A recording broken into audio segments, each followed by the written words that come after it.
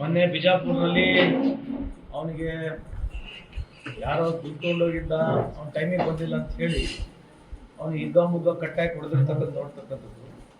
ಇಲ್ಲಿ ವಿಶೇಷ ಏನಂತಂದ್ರೆ ಕಾರ್ಮಿಕರೇ ಆ ಹೆಣನ ಎಳ್ಕೊಂಡು ಹೋಗ್ತಕ್ಕಂಥದ್ದು ನಾನು ವಿಡಿಯೋ ಮುಖಾಂತರ ನೋಡ್ತಾ ಇದ್ದೀನಿ. ಎಸ್ ಪಿಗೂ ಮಾತಾಡಿದ್ದೀನಿ, ಆಲ್ರೆಡಿ ನಿನ್ನೆ ಅರೆಸ್ಟ್ ಆಗಿದ್ದಾರೆ. ಆಮೇಲೆ ನಮ್ಮ ಫ್ಯಾಕ್ಟ್ರಿ ಆಫೀಸರ್ಸ್ ಕೂಡ ಹೋಗಿದ್ದಾರೆ ಅಲ್ಲಿ. ಇದು ಮನಸ್ಥಿತಿ ಬಗ್ಗೆನೇ ಈ ಮಾತನಾಡ್ತಕ್ಕಂಥ ವಿಷಯ ಇದು ನಾನು ವಿಷಾದವನ್ನು ವ್ಯಕ್ತಪಡಿಸ್ತೀನಿ. ಇಂಥ ಒಂದು ಆಗಬಾರ್ದು ಅನ್ನೋದೇ.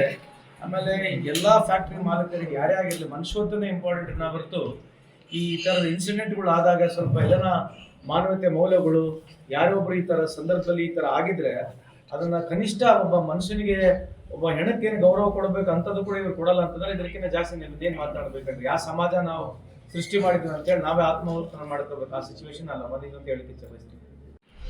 ಮೊನ್ನೆ ಬಿಜಾಪುರ್ನಲ್ಲಿ ಅವನಿಗೆ ಯಾರೋ ದುಡ್ಡು ತಗೊಂಡೋಗಿದ್ದ, ಅವ್ನ ಟೈಮಿಗೆ ಬಂದಿಲ್ಲ ಅಂತ ಹೇಳಿ ಅವನಿಗೆ ಇದ್ದ ಮುಗ್ಗ ಕಟ್ಟಾಗಿ ಹೊಡೆದಿರ್ತಕ್ಕಂಥ ನೋಡ್ತಕ್ಕಂಥದ್ದು. ಇಲ್ಲಿ ವಿಶೇಷ ಏನಂತಂದ್ರೆ ಕಾರ್ಮಿಕರೇ ಆ ಹೆಣನ ಎಳ್ಕೊಂಡು ಹೋಗ್ತಕ್ಕಂಥದ್ದು ನಾನು ವಿಡಿಯೋ ಮುಖಾಂತರ ನೋಡ್ತಾ ಇದ್ದೀನಿ. ಎಸ್ ಪಿಗೂ ಮಾತಾಡಿದ್ದೀನಿ, ಆಲ್ರೆಡಿ ನಿನ್ನೆ ಅರೆಸ್ಟ್ ಆಗಿದ್ದಾರೆ.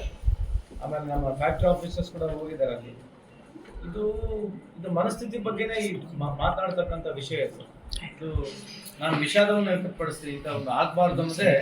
ಆಮೇಲೆ ಎಲ್ಲ ಫ್ಯಾಕ್ಟ್ರಿ ಮಾಲೀಕರಿಗೆ ಯಾರೇ ಆಗಿರಲಿ ಮನುಷ್ಯತ್ವನೇ ಇಂಪಾರ್ಟೆಂಟ್ ಹೊರತು ಈ ಥರದ ಇನ್ಸಿಡೆಂಟ್ಗಳು ಆದಾಗ ಸ್ವಲ್ಪ ಎಲ್ಲನ ಮಾನವೀಯತೆ ಮೌಲ್ಯಗಳು ಯಾರೊಬ್ರು ಈ ಥರ ಸಂದರ್ಭದಲ್ಲಿ ಈ ಥರ ಆಗಿದ್ರೆ ಅದನ್ನ ಕನಿಷ್ಠ ಒಬ್ಬ ಮನುಷ್ಯನಿಗೆ ಒಬ್ಬ ಹೆಣಕ್ಕೇನು ಗೌರವ ಕೊಡಬೇಕು ಅಂಥದ್ದು ಕೂಡ ಇವ್ರು ಕೊಡಲ್ಲ ಅಂತಂದ್ರೆ ಇದಕ್ಕಿಂತ ಜಾಸ್ತಿ ನಿಮ್ದೇನು ಮಾತನಾಡ್ಬೇಕಂದ್ರೆ ಯಾವ ಸಮಾಜ ನಾವು ಸೃಷ್ಟಿ ಮಾಡಿದ್ವಿ ಅಂತೇಳಿ ನಾವೇ ಆತ್ಮಾವಲೋಕನ ಮಾಡ್ಕೋಬೇಕು. ಆ ಸಿಚುವೇಶನ್ ಅಲ್ಲ ಮದಿಗೆ ಅಂತ ಹೇಳಿಕ್ಕೆ ಇಚ್ಛೆಪಡಿಸ್ತೀನಿ.